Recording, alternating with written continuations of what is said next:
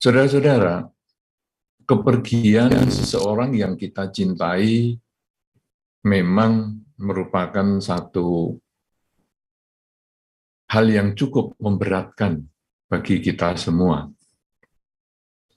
Oleh karena itu dikatakan di dalam Dharma bahwa kelahiran, usia tua, kematian ini menjadi sumber adanya ketidakpuasan. Kadang-kadang orang mengatakan kelahiran kenapa menimbulkan ketidakpuasan, karena kelahiran kadang ditunggu oleh semua orang. Ya, pada umumnya orang tua memang menunggu kelahiran seorang bayi. Tetapi kelahiran itu nanti akan diikuti dengan sakit, ya, kadang ada bayi yang baru lahir saja sudah sakit, misalnya badannya biru atau badannya kuning, sehingga membutuhkan perawatan khusus. Kemudian sudah ada sakit, kemudian bertambah usia, dan bisa menuju pada kematian.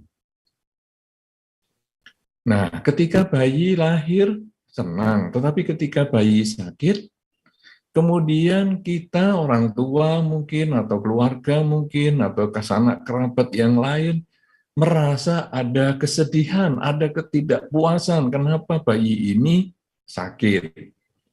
Itu kalau baru sekali. Tapi kalau sudah 2-3 kali, kenapa bayi ini sakit-sakitan? Sehingga menimbulkan pemikiran, menimbulkan kesedihan di dalam keluarga.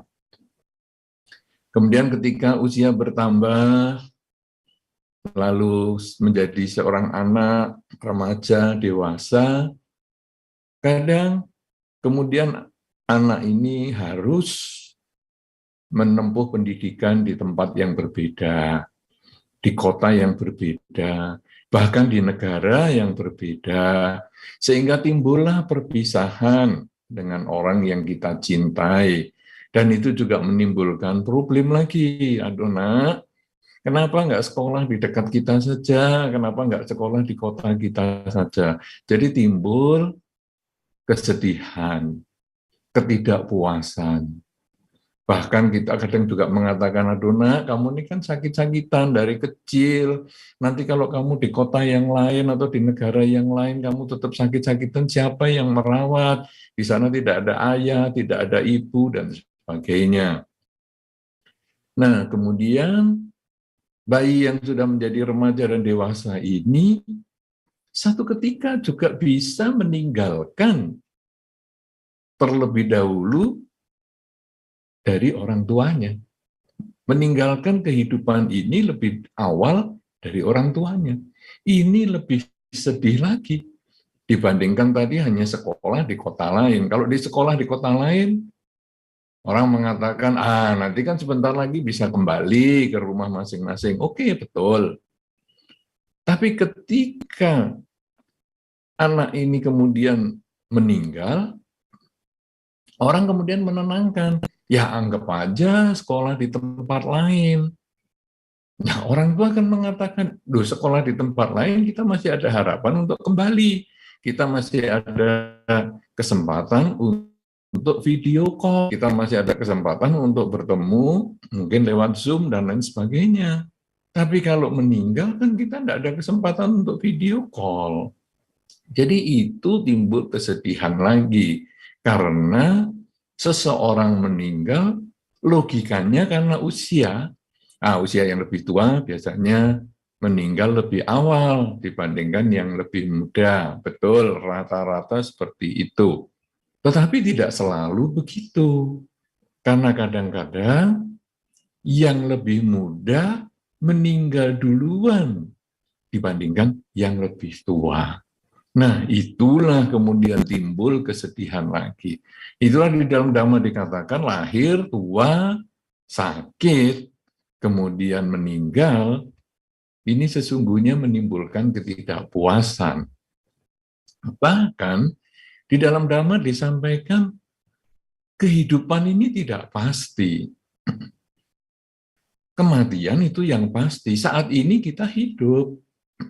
Saat ini kita masih bernafas, kita bersama teman-teman, bersama anggota keluarga yang lain, kita masih bernafas, masih hidup. Tetapi sampai kapan kita bernafas? Sampai kapan kita masih hidup? Kita tidak akan pernah tahu. Di dalam Dhamma dikatakan hidup itu tidak pasti. Sampai kapan kita hidup, kita tidak tahu. Tetapi kematian itu yang pasti. Karena hidup tidak pasti, kematian itu yang pasti, di dalam Dhamma kemudian ada lagi kata-kata yang menyampaikan seseorang yang melihat matahari terbit belum tentu melihat matahari tenggelam di hari yang sama. Ini menunjukkan bahwa hidup kita ini benar-benar sangat rawan berubah menjadi sakit dan kematian. Atau bahkan hidup rawan berubah langsung menuju kematian. Orang yang melihat matahari tenggelam hari ini belum tentu melihat matahari terbit besok pagi. Karena malam ini banyak hal yang bisa terjadi yang mengkondisikan seseorang meninggal dunia. Nah, saudara-saudara, jadi kita sekarang sudah memahami di dalam Dharma, kelahiran adalah sumber terjadinya usia tua, sakit, juga kematian. Kelahiran juga menjadi sumber berpisah dengan yang dicinta, bertemu dengan yang tidak kita sukai. Kelahiran juga menjadi sumber ketika pagi melihat matahari terbit, malam atau sore tidak melihat matahari tenggelam. Jadi kelahiran inilah sumber ketidakpuasan. Saudara-saudara, kelahiran adalah sumber ketidakpuasan, tetapi kenyataan kita sekarang sudah lahir. Kenyataan kita semua yang hidup ini sudah lahir. Begitu pula Bapak Gui Hianping, mendiang, sudah pernah lahir. Begitu pula Ibu Yeni Guyana, juga sudah pernah lahir dan berkumpul bersama-sama dengan kita. Tetapi beliau berdua meninggalkan dunia ini lebih awal daripada kita. Kita ini hanya mengantri di belakangnya. Kita mengantri ini tidak tergantung usia. Secara logika memang usia lebih awal akan jalan duluan, tetapi sesungguhnya kita mengantri ini secara acak. Nah, jadi kita sekarang hidup. Kita sudah terlahirkan hari ini. Lalu kita sekarang mengerti, saya sudah lahir, saya sudah sampai hari ini, tapi saya bisa berpisah dengan yang dicinta, saya bisa berkumpul dengan yang saya tidak suka, saya bisa mengalami sakit, saya bisa mengalami kematian. Lalu apa yang harus saya kerjakan? Kenapa hidup ini menjadi demikian menderita? Kenapa hidup ini demikian menjadi suram? Hidup ini menjadi sangat kelabu, seperti tidak ada semangat. Saudara-saudara, itu hanya satu bagian dari penjelasan Dharma. Satu kenyataan yang dijelaskan di dalam Dharma sebagai pembuka kenyataan hidup. Tetapi Dharma bukan hanya berhenti sampai di situ. Bukan hanya kemudian membuat kita patah semangat, membuat kita kemudian, aduh, berarti hidup ini tidak ada gunanya. Hidup ini berarti untuk apa saya bekerja, untuk apa saya berumah tangga, untuk apa semua ini saya peroleh, harta yang demikian banyak, rumah tangga yang demikian saya jaga, saya rawat supaya bahagia. Untuk apa kalau sekarang ternyata semua harus saya tinggalkan? Nah, ini karena kita baru memegang satu bagian yang menyatakan kelahiran usia tua, penyakit, kematian. Ini selalu terjadi pada semua hal, bukan hanya makhluk saja. Ya, kita manusia mengalami itu, tapi rumah kita, kendaraan kita, tas kita, HP kita, buku kita juga mengalami. Ketika HP dikeluarkan dari pabrik, itu sebetulnya HP terlahir. Ketika rumah kita bangun, selesai, itu sebetulnya rumah kita lahir. Ketika tas dikeluarkan dari pabrik, diproduksi dari pabrik, sebetulnya itu lahir tasnya. Nah, kemudian HP kita gunakan. Satu ketika HP ini bisa sakit, yaitu hang, bisa kemudian, wah kok ini jadi lambat sekali, lemot, nggak bisa digunakan, rusak. Nah, ini sakit HP-nya. Rumah juga sama. Kalau tadi dibangun dengan bagus, satu ketika sakit, bocor, catnya mengelupas, dindingnya retak, lantainya retak, itu adalah sakit. Kemudian tas kita yang barusan beli, yang tadi dari pabrik, kemudian dijual di distributor, kadang-kadang kita lalu melihat, kita periksa, tasnya kok di ujung ini jahitannya nggak rapi, sudah sobek. Nah, tas ini juga mengalami sakit. Kemudian kita rawat, tasnya kita jahit ulang, kemudian HP kita serviskan, rumah kita bengkelin, di maintenance. Tapi satu ketika rumah kita pun akan mengalami usia tua. Ya, sehingga setelah usia tua, hasilnya apa? Rumah kita harus dirubuhkan. Saya masih ingat sekali ketika dulu awal-awal tahun 90-an, saya ke Samarinda. Wah, rumahnya masih rumah tradisional dari kayu. Kemudian nanti kita naik pakai tangganya juga tangga kayu. Kadang tangga kayunya sempit sekali, sudah sempit juga, sangat curam. Ya, Anda yang tinggal di Samarinda pasti tahu itu. Mungkin tangganya supaya ngirit lokasinya atau apa, jadi dibikin sangat curam sekali. Biasanya kan kalau tangga-tangga yang santai itu kan biasanya landai. Tapi ini tangga-tangga di rumah Samarinda zaman dulu rata-rata yang dari kayu itu curam. Sudah curam, sudutnya sangat sempit, anak tangganya pun sempit-sempit. Sehingga kita kalau naik turun harus miring kaki kita, ya. Anda yang sudah dari Samarinda pasti tahu semua kan itu, ya. Nah, tapi rumah itu dulu bagus. Kemudian mengalami sakit, bocor sana, bocor sini, keropos sana, keropos sini. Kemudian di-maintain. Tapi satu ketika rumah itu juga mengalami kematian.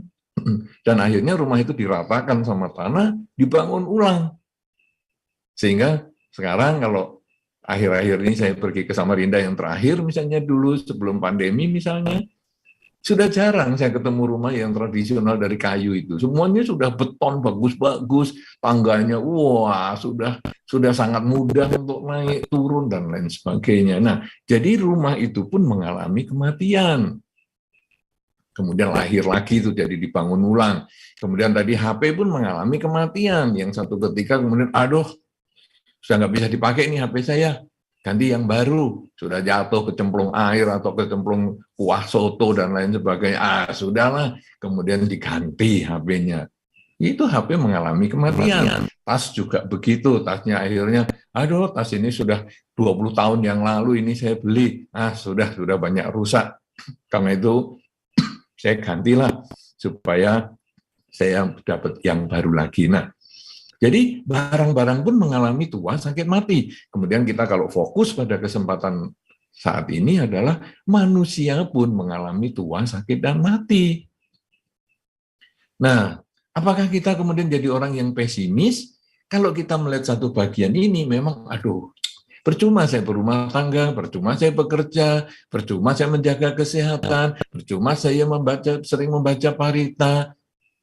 Kenapa? Karena hidup ini menuju kematian. Dan kalau malam ini saya melihat matahari tenggelam, mungkin saya besok pagi nggak melihat matahari terbit, untuk apa saya gunakan ini, hidup ini? Akhirnya ya sudahlah, saya males-malesan aja. Ya, itu mungkin sekarang ada tren di Jepang yang seperti itu, orang-orang yang mungkin kurang begitu sukses di dalam kehidupannya, akhirnya dia semangat hidupnya menurun. Saya nggak ingat istilahnya di dalam bahasa Jepangnya itu, padahal itu masih anak muda pun ada yang seperti itu. Jadi dia sudah tinggal di dalam kamar sendirian, tidak mau kerja, tidak mau keluar, makan ya di situ, tidur ya di situ, nyampah ya di situ. Dia hanya kembali ke rumah orang tuanya yang sudah tua. Nanti kalau orang tuanya sudah meninggal, dia juga sudah nggak mau hidup lagi, nggak mau makan, nggak mau apa, dan akhirnya ikut mati. Nah ini kita bisa, kalau melihat dari satu sisi tadi bahwa hidup ini berubah, tua, sakit, dan mati, bisa-bisa kita bisa ngikut trennya orang Jepang itu tadi. Padahal sebetulnya di dalam Dharma kita diberi satu kesempatan yang lain, bahwa sulit loh lahir sebagai manusia. Kenapa sulit lahir sebagai manusia? Buktinya manusia ini banyak, biara juga penuh. Duh, kita berbicara tentang satu makhluk. Jadi, satu makhluk ini di dalam rangkaian kelahiran kembali yang berkali-kali, kesempatan menjadi manusia itu sangat kecil. Jadi kalau di dalam Dhamma dikatakan Sang Buddha mengambil contoh dengan kuku beliau menggores tanah, lalu beliau menyatakan bahwa tanah yang ada di kuku saya ini, debu di kuku saya ini sangat sedikit dibandingkan dengan debu di seluruh dunia. Nah, kesempatan seseorang atau satu makhluk menjadi manusia itu seperti debu ini yang ada di kuku dibandingkan dengan debu di seluruh bumi kita. Nah, jadi ini menunjukkan sangat kecil kesempatannya itu. Tapi kita sudah terlahir. Saudara-saudara, kalau kita lalu ingat teori kehamilan, ketika sperma itu dengan jumlah yang demikian banyak masuk ke rahim dan semua bersaing dengan sangat ketat untuk menemukan sel telur yang siap dibuahi, itu demikian besar persaingannya. Kemudian akhirnya dari sekian banyak sel sperma itu, hanya satu yang berhasil menembus sel telur dan membuahi, yaitu kita ini, yang kemudian dilahirkan. Jadi sulit sekali. Kalau mungkin sel telur ini dibuahi oleh sperma yang lain, bukan yang tadi masuk, tapi tetangganya, sebelahnya, maka kita nggak lahir di situ. Kita mungkin bisa lahir di rahim yang berbeda. Kalau kemudian spermanya ini yang masuk adalah yang nomor yang lain lagi. Kalau tadi kita yang masuk tadi nomor 1, katakanlah, yang masuk itu tadi nomor 2, yang berikutnya bukan kita yang jadi.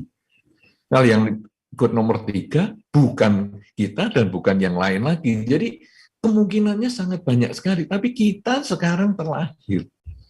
Kita sekarang terlahir dari orang tua kita yang ini. Ini di dalam Dhamma sudah luar biasa sekali. Karena kesempatannya hanya seperti kuku debu di dalam kuku yang sedemikian pendek ini. Kemudian saudara-saudara, lahir sebagai manusia di zaman ada ajaran Sang Buddha. Ini lebih sulit lagi. Kenapa demikian? Karena lahir di zaman misalnya saja di zaman ini, ya kita lahir di bumi kita ini ataupun di tata surya kita Bima Sakti ini, tetapi kemungkinan mengenal Dharma tidak selalu dimiliki. Jadi Anda coba lihat di sebelah-sebelah Anda, di rumah Anda, di sebelah rumah Anda, kemudian di rekan-rekan kerja Anda, kemudian di mana saja, sama-sama terlahir sebagai manusia. Tetapi ada yang tidak mengenal Dharma. Nah, kita sekarang sudah lahir sebagai manusia, kita mengenal Dharma. Loh, kenapa kok menjadi hal yang penting mengenal Dharma? Karena Dharma ini mengajarkan kepada kita untuk menyadari bahwa tadi hidup yang tidak kekal ini, bahwa memang saya hanya punya saat ini. Ketika tadi matahari tenggelam hari ini, saya hanya punya saat ini, karena besok pagi saya nggak pasti bisa melihat matahari terbit. Tetapi saya diajarkan di dalam Dharma harus mengembangkan kesadaran kekinian. Saya sudah tidak perlu mikir, aduh, nanti 2-3 hari lagi apa saya masih punya kesempatan berbuat baik. Tidak. Saat ini saya hidup. Saat ini saya punya kesempatan berbuat baik. Berbuat baik apa? Dengan pikiran. Berbuat baik apa? Dengan ucapan. Berbuat baik apa? Dengan perilaku saya. Jadi karena di dalam Dharma, saya kemudian mengenal Dharma, saya diajarkan saat ini saya harus berbuat baik semaksimal mungkin. Saudara-saudara, apa yang harus saya miliki di dalam Dharma ini supaya saya punya kesempatan berbuat baik? Nomor 1, ketika saya sudah merenungkan bahwa hidup ini tidak pasti, karena saya juga mengamati orang-orang yang sudah meninggalkan duluan, seperti misalnya Bapak Gui Yamping, kemudian Ibu Yeni Guyana, yang pada saat tahun lalu saya mendapatkan informasi beliau meninggal itu saya pun ikut kaget, karena mendiang ini saya juga mengenal dengan baik. Nah, kita kemudian sekarang menyadari, berarti kata-kata di dalam Dharma ini benar ya, bahwa mereka yang melihat matahari tenggelam belum tentu melihat matahari terbit, begitu pula sebaliknya. Yang melihat matahari terbit belum tentu melihat matahari tenggelam. Benar nih. Timbul keyakinan di dalam diri kita. Bahwa, wah, Dharma ini luar biasa. Ini memang melihat hidup ini sebagaimana adanya. Inilah kenyataan. Kalau demikian, saya juga timbul keyakinan yang lain bahwa di dalam Dharma disampaikan menanam padi tumbuh padi, menanam jagung tumbuh jagung. Kalau saya banyak berbuat baik, maka saya akan memperoleh kebahagiaan. Saya menghindari kejahatan, saya memperoleh kebahagiaan. Sebaliknya kalau saya terdorong untuk melakukan kejahatan, saya juga bisa mengalami penderitaan. Nah, jadi kemudian saya punya keyakinan, ini Dharma ini benar nih. Berarti sekarang saya dikatakan di dalam Dharma, hidup adalah saat ini. Berarti saat ini saya harus mengembangkan kebajikan. Karena kebajikan itu yang akan mengkondisikan saya berbahagia di kehidupan ini, juga di kehidupan yang berikutnya. Bagaimana saya bisa punya kebajikan? Apa yang harus saya lakukan? Saya juga harus memiliki rasa malu berbuat kejahatan. Kenapa saya merasa malu berbuat kejahatan? Karena di dalam masyarakat kita, umat Buddha itu tidak banyak. Kita bisa melihat di lingkungan tetangga kita bisa melihat di lingkungan kerja kita bisa melihat lingkungan sekolah kita. Umat Buddhanya tidak banyak. Jadi, kita bertemu dengan orang-orang yang bukan Buddhis. Orang yang bukan Buddhis kadang-kadang tidak ingin mendengar ajaran Dharma. Orang yang bukan Buddhis kadang tidak ingin membaca buku-buku Dharma. Tetapi orang yang bukan Buddhis itu berteman dengan kita, melihat kita. Nah, kita ini adalah buku Dharma untuk mereka. Kita ini adalah ceramah Dharma untuk mereka. Jadi, kalau saya punya rasa malu, artinya saya ini umat Buddha. Saya harus menjaga ucapan saya harus menjaga perilaku saya harus menjaga pikiran saya, karena mereka melihat saya seperti perwakilan Dharma. Kalau saya kelakuannya jelek, ucapan saya jelek, cara berpikir saya jelek, mereka akan mengatakan, umat Buddha kayak gitu ya, sangat mengecewakan. Tapi kalau pikiran kita baik, ucapan kita baik, perilaku kita baik, mereka walaupun bukan Buddhis dan tidak harus menjadi umat Buddha, mereka akan mengakui bahwa, kamu baik ya, wah umat Buddha ini baik-baik. Walaupun mereka tidak harus jadi umat Buddha, tapi mereka bisa memberikan penghargaan seperti itu. Nah, jadi kita harus punya rasa malu. Rasa malu karena orang lain itu mendorong kita menjadi orang yang jadi lebih baik. Satu, saya sudah punya keyakinan bahwa saya harus berbuat baik karena hidup itu sangat singkat. Tapi juga keyakinan ini, berbuat baik ini gimana? Yaitu ketika saya harus menjadi Dharma Duta. Saya harus menjadi contoh Dharma di dalam kehidupan ini. Agar orang-orang di masyarakat ini melihat, umat Buddha ini di kampung kita hanya satu orang, tapi baik loh. Umat Buddha ini di kantor kita cuma satu orang, tapi baik loh. Umat Buddha ini di kelas kita cuma satu orang, tapi baik loh. Nah, ini yang kita harus ingat. Jangan sampai kita mempermalukan Dharma. Jangan sampai kita dikritik. Waduh, umat Buddha cuma satu, menjengkelkan lagi. Tapi kita harus mengatakan, atau kita harus menjaga perilaku, ucapan, dan cara berpikir kita, agar walaupun umat Buddha di lingkungan kita cuma satu, tapi dia bisa dijadikan contoh. Nah, ini yang luar biasa. Selain kita punya keyakinan, kita punya rasa malu, nah kita juga harus punya rasa takut. Takut pada akibat kejahatan. Kenapa demikian? Karena kejahatan itu, kalau kita lakukan, dia kembali pada diri kita.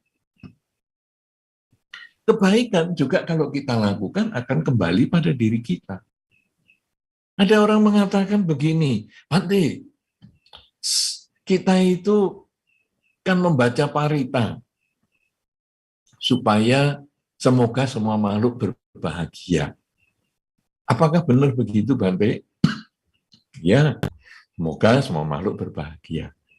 Apakah bisa kita balik, Bante? Maksudnya apa ini? Semoga semua makhluk berbahaya. Jadi kita mendoakan mereka menderita. Yang bahagia saya sendiri. Saya kemudian katakan, loh kita beragama ini kan tujuannya untuk jadi orang baik. Jadi mengucapkan semoga semua makhluk berbahagia itu tujuan kita adalah supaya semuanya berbahagia termasuk kita. Tapi kalau kita mendoakan orang lain jahat, nanti akan kembali pada diri kita, karena kita sudah berbuat kejahatan. Kalau mendoakan semoga semua makhluk bahagia, kita melakukan kebajikan dengan pikiran, ucapan, dan perilaku. Tapi kalau kita mendoakan mereka menderita, kita melakukan kejahatan, dan itu tujuan kita beragama menjadi keliru, dan itu kita menjadi menderita. Nah, jadi saudara-saudara, kita sekarang Selain punya keyakinan, punya rasa malu, kita punya rasa takut. Aduh, aku ini walaupun di lingkungan saya banyak Buddhisnya, di keluarga saya Buddhis semua, tapi saya tetap harus menjaga perilaku saya, ucapan saya, dan cara berpikir saya. Kenapa? Karena buah kebaikan kembali ke saya, bukan ke orang lain. Buah kejahatan juga pada saya. Daripada saya berbuat jahat yang timbulnya nanti penderitaan untuk saya, lebih baik saya berbuat baik yang menimbulkan kebahagiaan. Nah, kemudian kalau sekarang saya sudah punya keyakinan, saya punya rasa malu, saya punya rasa takut, sehingga saya berusaha untuk baik, maka kebaikan saya ini salah satunya saya lakukan dalam bentuk melaksanakan kemoralan. Tidak membunuh, tidak mencuri, tidak berzina, tidak bohong, tidak mabuk-mabukan. Itu yang selalu kita lakukan dan kita jaga kemoralan itu di dalam kehidupan sehari-hari. Sehingga karena kita tidak membunuh, tidak mencuri, tidak berzina, tidak bohong, dan tidak mabuk-mabukan, orang melihat kita yang bukan Buddhis itu, melihat kita, wah ini bisa jadi contoh yang baik nih, jadi panutan nih, walaupun umat Buddha cuma satu orang, tapi dia bisa menjadi contoh.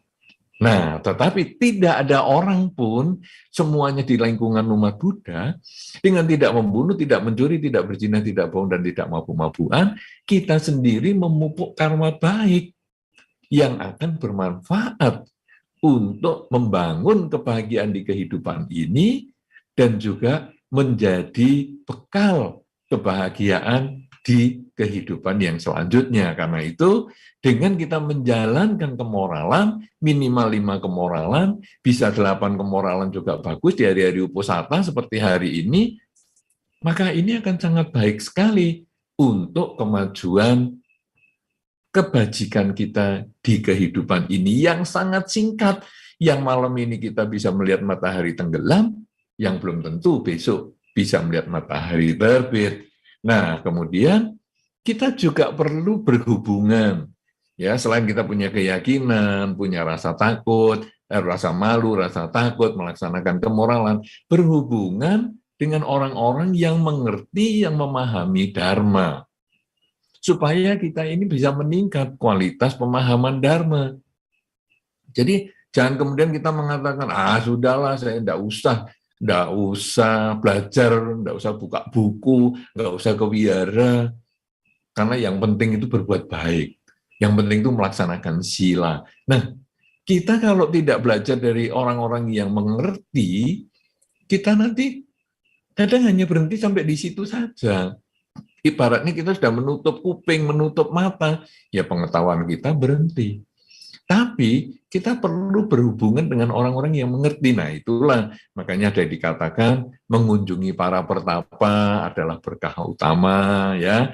Itu sebetulnya adalah supaya kita bisa meningkatkan kualitas diri kita.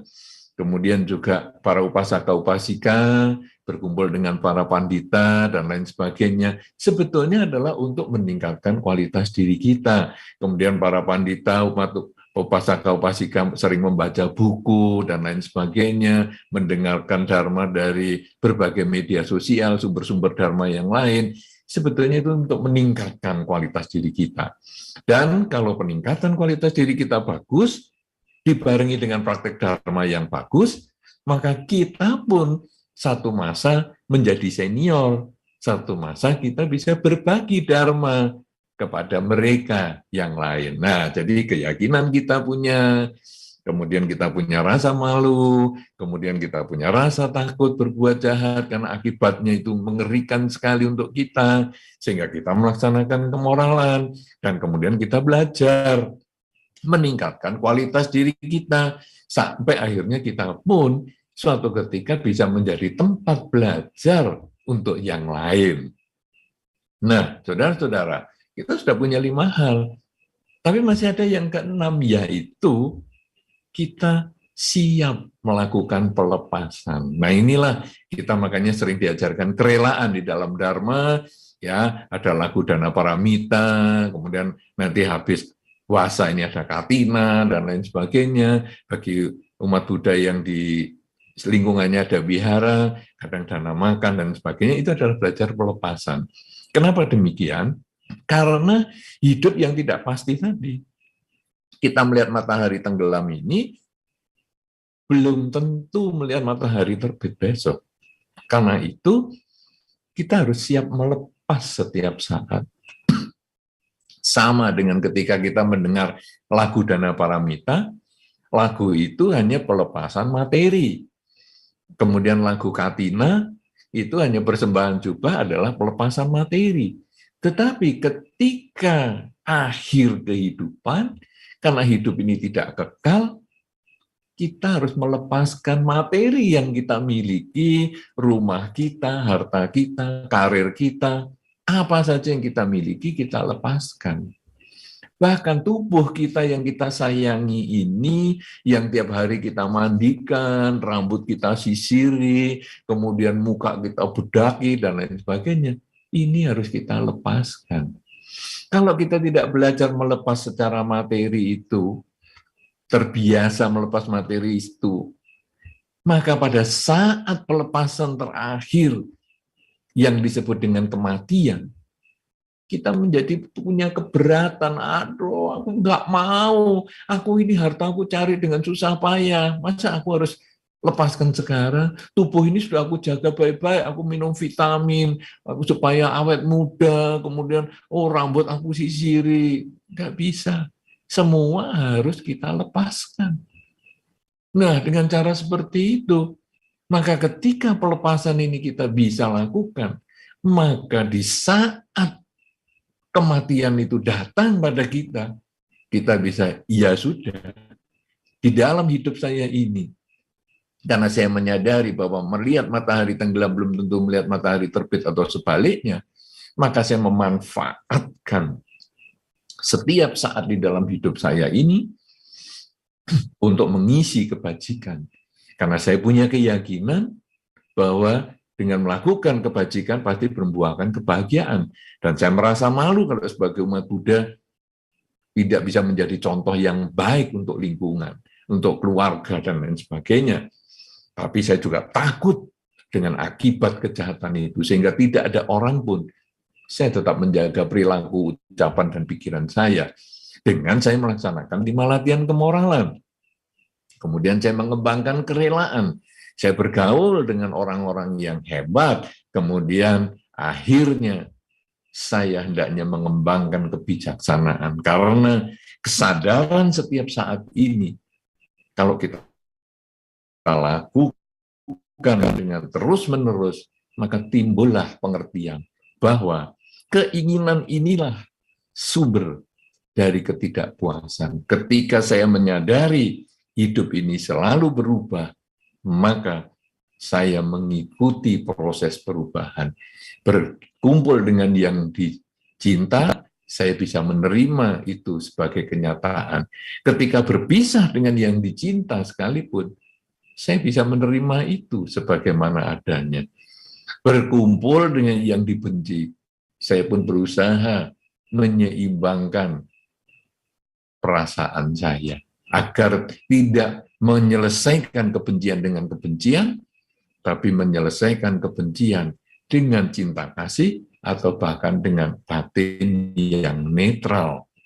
Nah, kalau kita bisa seperti itu, cara berpikir kita, timbul kebijaksanaan dari latihan-latihan kita setiap hari tadi, maka hal-hal yang menakutkan karena hidup ini berubah, yang melihat matahari tenggelam belum tentu melihat matahari terbit dan sebagainya, itu yang menakutkan, membuat kita pesimis, akhirnya justru menjadi satu kesempatan, satu motivator bahwa hidup ini demikian singkat, maka saya harus memanfaatkan semaksimal mungkin.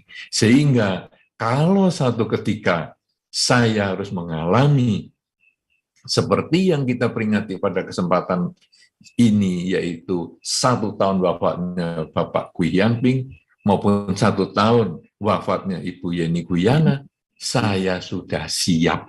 Saya sudah punya kebajikan yang cukup karena saya sudah melakukan berdasarkan keyakinan saya, rasa malu saya berbuat jahat, rasa takut akan akibat kejahatan, kemudian saya melaksanakan kemoralan, saya belajar dari orang-orang yang lebih mengerti dari saya atau dari berbagai sumber yang lebih baik, kemudian saya praktekkan, kemudian saya juga belajar melepas untuk mencapai pengertian hidup ini adalah tidak kekal.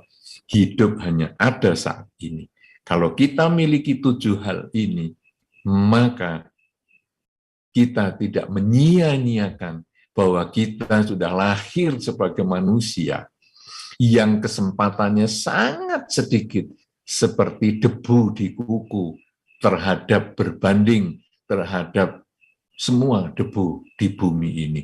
Kita tidak menyia-nyiakan kelahiran kita sebagai manusia. Kita tidak menyia-nyiakan kelahiran yang demikian sangat kecil kesempatannya ini. Tapi kita bisa mengenal Dharma. Kita tidak menyia-nyiakan. Dan kalau sudah demikian, maka inilah bekal kita. Sehingga seandainya malam ini, seandainya saat ini, kita pun harus meninggalkan kehidupan ini, kita bisa merelakan, kita bisa kemudian menyerahkan semua yang kita sudah lakukan, yang semua sudah kita miliki ini, untuk kebahagiaan semua makhluk. Dan kalau sudah bisa begitu, kita bisa menapak ke kelahiran yang berikut dengan lebih baik, atau bahkan kalau kebijaksanaan kita sudah meningkat, kita tidak akan terlahir kembali.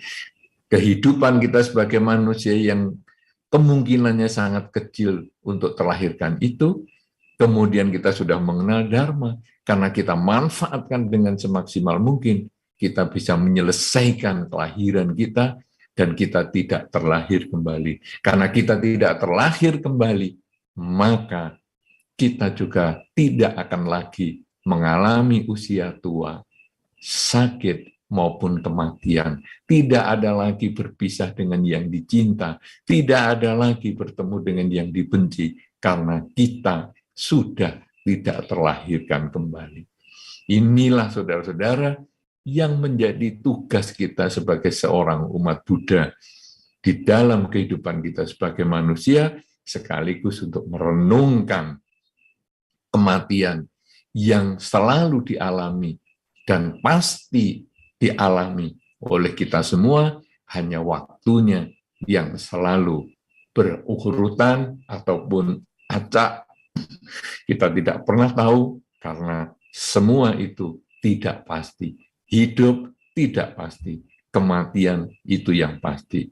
Semoga dengan kebajikan yang kita lakukan bersama, khususnya keluarga Bapak Gui Hianping, juga Ibu Yeni Guyana, semoga dengan kebajikan ini, kedua mendiang selalu berbahagia dimanapun mereka berada. Semoga keluarga yang ditinggalkan juga dapat selalu tabah, selalu kuat, menjalani kehidupan tanpa adanya para mendiang di sekitar kita. Semoga kita semua yang mengikuti acara ini, baik secara langsung maupun yang melihat dari media sosial maupun internet dan lain sebagainya, semoga kita muncul pengertian, muncul semangat untuk mengisi hidup kita setiap saat dengan kebajikan lewat pikiran, ucapan, dan perilaku, karena sesungguhnya itulah yang menjadi tugas kita sebagai manusia yang hidupnya tidak pasti, kematian itu yang pasti. Semoga Anda semua selalu berbahagia, semoga semua makhluk berbahagia, sabe sata bhavantu sukitata.